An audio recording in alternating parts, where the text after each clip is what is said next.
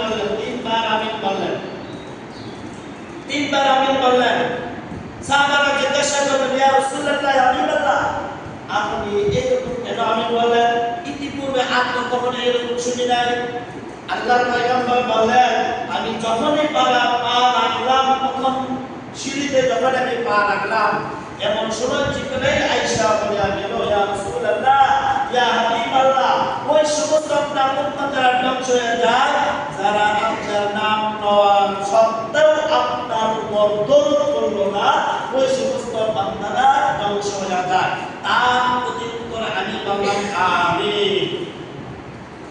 আল্লাহর হাবিবকে মহব্বত করে, আল্লাহর হাবিবের প্রতি ভালোবাসে, কেউ যদি দরুদ শরীফ পাঠ করে, কেউ যদি একবার দরুদ শরীফ পাঠ করে, এর বিনিময়ে আল্লাহ তাআলা কি দেখেন, মক্কার পাশে বসে রয়েছেন আবু জেহেল, তার সঙ্গে মক্কানিয়া আবু জেহেল বসে রয়েছেন, আবু জেহেল বসে রয়েছেন।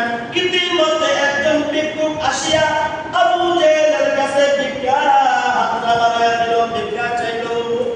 ও আবু জেহেল, আমি ভিক্ষুক, আমি গরিব, আমি অসহায়, আমাকে কিছু টাকা পয়সা, আমাকে কিছু ভিক্ষা দেন। আল্লাহ তাআলা বলেন, ও দুনিয়ার বান্দা বান্দিরা, তোমরা ভিক্ষুককে তাড়াইয়া দিও না, সাইলকারীকে তোমরা তাড়াইয়া দিও না। আমাদের অবস্থা এরকম, সাইলকারী আয়েশা ভিক্ষা চায়, আমরা ভিক্ষা তো দেই দূরের কথা, তার কাছে আমার পরিবর্তনটা এলো মা হোসেন, উনি ওর চাইতে আমি ভিক্ষুক দিয়ে গেছি, কে নাম চাবো কে, আমার কাছে যা আছে আমি তাই দিয়া দেই, ভিক্ষুককে খালি হাতে দেওয়া যায় না। ভিক্ষুক যদি ভিক্ষা চায়, তাকে কিছু না কিছু দিয়া তুমি ওখান থেকে প্রত্যাবর্তন করে আনাও।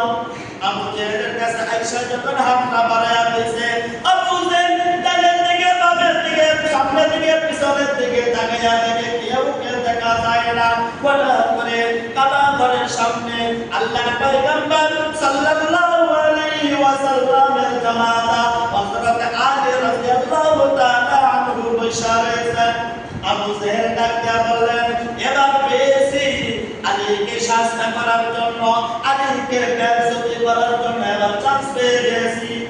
আবু জেহেল তখন ভিক্ষুককে ডাকিয়া বললেন, ও ভিক্ষুক, ওই যে কাবা ঘরের সামনে একটা লোক বসে রয়েছে, ওই লোকের কাছে তুমি যায়া যদি সাহায্য চাও, ওই লোক বড় আকারের কিছু দান তোমাকে দিবে, বড় আকারের কিছু পয়সা দিবে।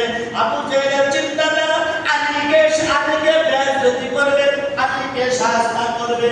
ওকে যখন আলীর কাছে যখন পাঠিয়ে দেয়, আলীর কাছে আয়েশা সালামটা লাগাইয়া দেয়, সালাম দিয়া বলে, ও আল্লাহর বান্দা, আমি ভিক্ষুক মানুষ, আমাকে কিছু টাকা পয়সা দান করে।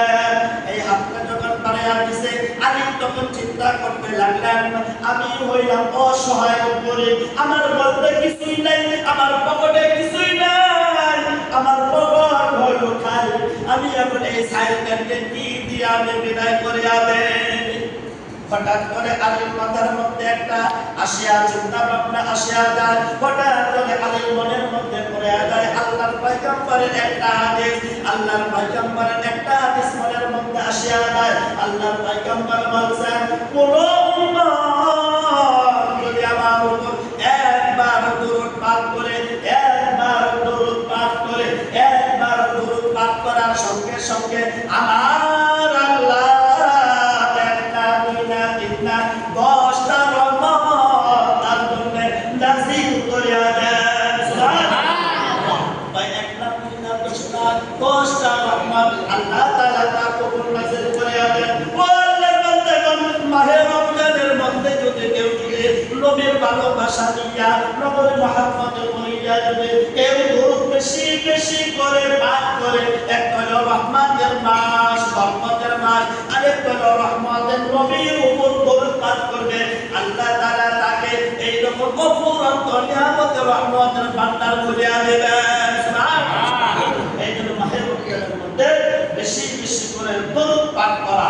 আল্লাহর পয়গম্বর বললেন, ওই উম্মত ধ্বংস হয়ে যায় যে উম্মত আমার নাম তার সামনে রইল, আমার উপর দরুদ পাঠ করল না। আমি বললাম আমিন। আল্লাহর কাছে যখন একশো ভিক্ষা চাইছে, আমি চিন্তা ভাবনা করে যখন মনে আসিয়া যায় আলী তখন বললেন বিক্ষুকে ও বিক্ষু তুমি হাতটা বাড়াইয়া দাও হাতটা যখন বাড়াইয়া দেয় কয় হাতটা মুষ্টি পাকাও হাতটা যখন মুষ্টি পাকানো হইল